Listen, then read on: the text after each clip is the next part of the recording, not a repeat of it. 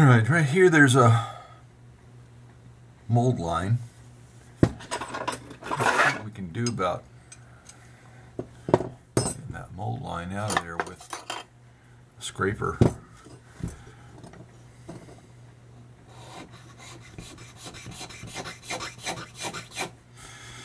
Down here, this is going to transition. You want to keep this thin. You don't want to dig into this and make it unnatural, especially if you're going to keep this very square profile here. You see what happens as soon as you start scraping on that? It starts to show that high point. Take that scraper and run it up there.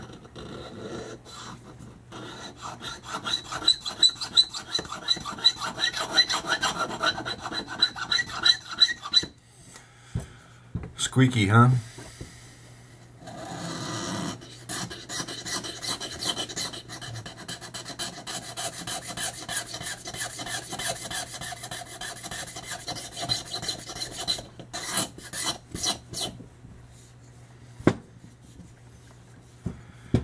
Take those mold marks out.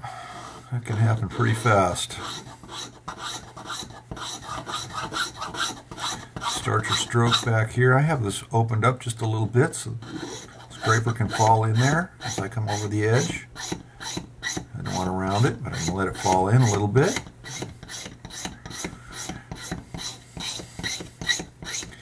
Keep working that. As long as I have this area showing, it's truly not flat. Going to have that same cut all the way across consistently. Until you do that, if you take a flat file and you file across here, you'll create filed areas here until you're down, completely down.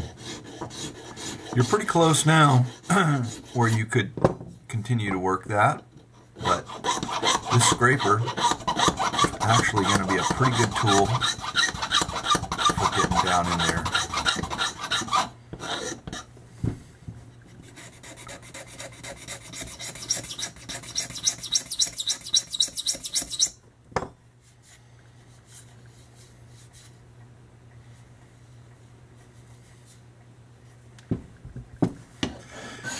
Now you're real close.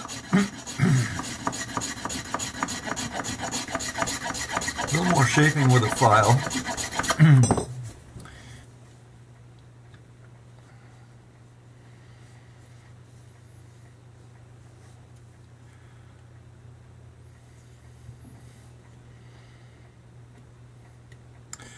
The inside of this stem has quite a pronounced step. You can see it in the movement of this probe right here.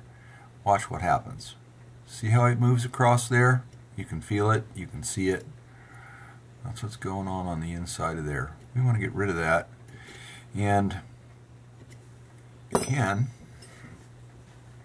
use a specially formed file like this, although it's a little bit tedious by the time you get to the end of the process. A faster way, I'm going to show you. Hold on one moment.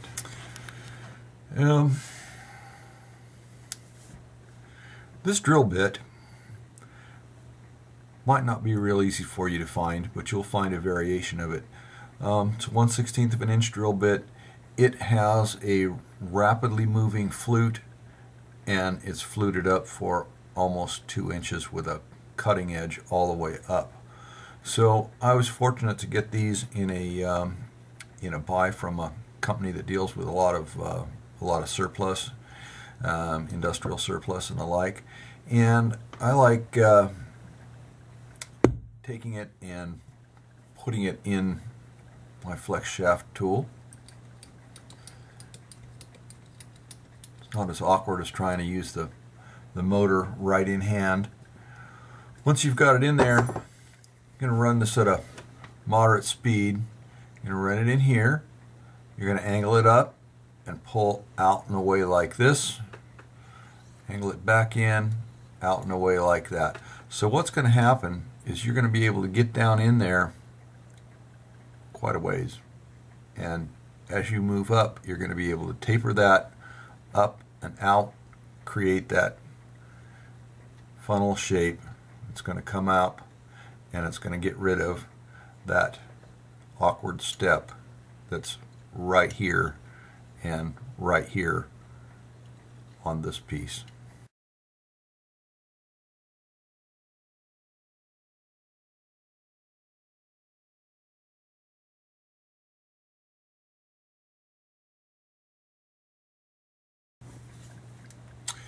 Okay, with that, we're able to open this up, take some of this side out.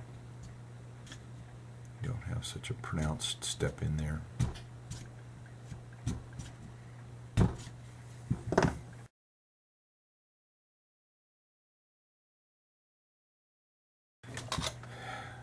As you're doing this, use just moderate side pressure on the drill. You wouldn't want to flex this thing too far. This particular one, these have been pretty good. I haven't broken any of these. I've broken some others. You may not find this exact thing. You'll find something else that's going to be suitable if you do a little bit of looking around. Be patient. It will take a little while. It's not going to be real tedious and super long, but you can see the improvement that I've made here in just a minute or two.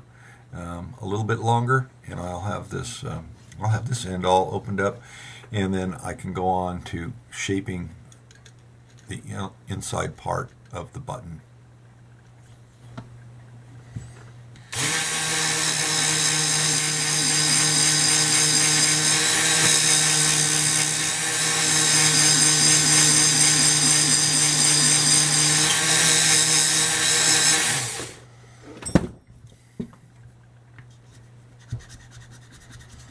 All right,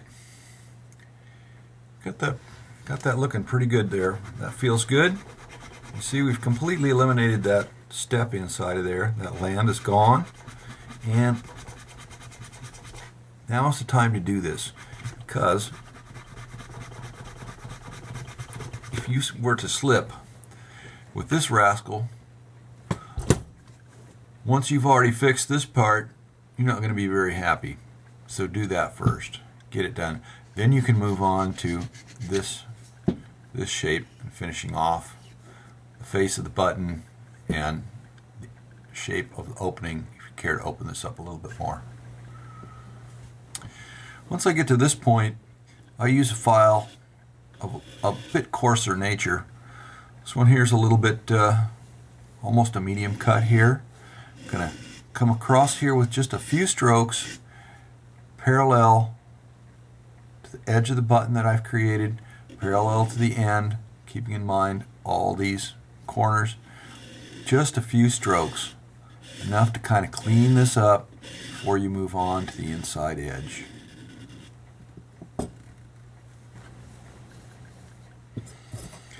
Now, I've used some of these scrapers before. This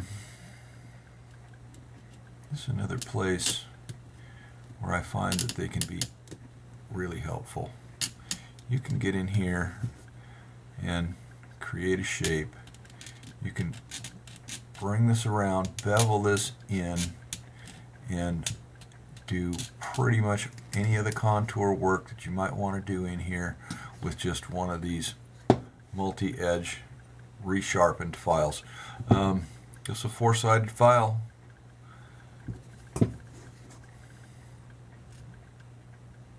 Made into a scraper.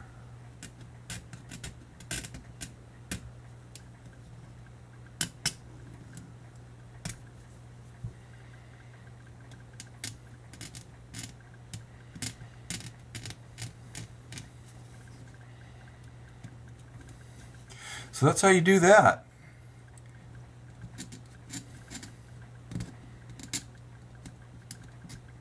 Next, I'll run a pipe cleaner down through there, get out some of that fuzz, and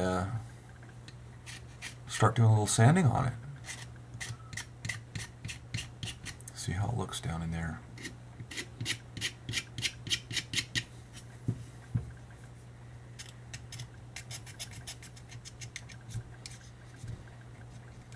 Consistency. This edge is the same thickness. It doesn't have, see that? It's gone. What I showed you was in there before. It's gone. So, making it work.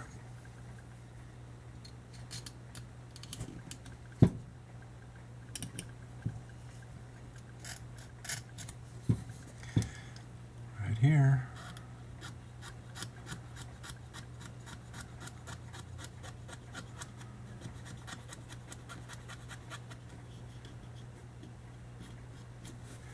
All right. Next thing to deal with is right here. How thick do you want this lip, and how sharp do you want this edge? Like a lot of things, that's a matter of taste. I'll show you how I do mine in the next segment.